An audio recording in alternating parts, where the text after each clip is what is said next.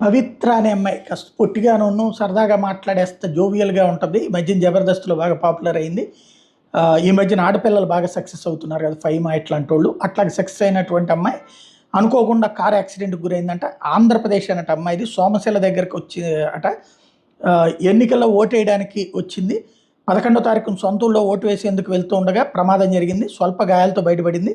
వేగంగా వెళ్తున్న కారు అదుపు తప్పి రోడ్డు పక్కనే ఉన్న పొదల్లోకి దూసుకెళ్ళిందట. కారు ముందు టైర్ ఊడిపడిపోవడంతో పాటు పలు భాగాలు దెబ్బతిన్నాయి. ప్రమాదం జరిగిన తీరుని గుర్తు చేసుకుంటూ తాజాగా ఎమోషనల్ వీడియో ఒకటి షేర్ చేసింది.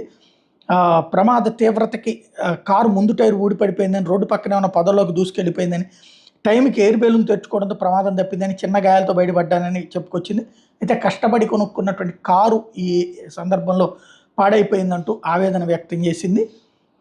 ఇట్లాంటి ఎంతోమంది ఇక్కడికి వచ్చి వెళ్ళినటువంటి వాళ్ళు ఇప్పుడు స్పష్టంగా కనబడుతూ ఉన్నారన్నమాట.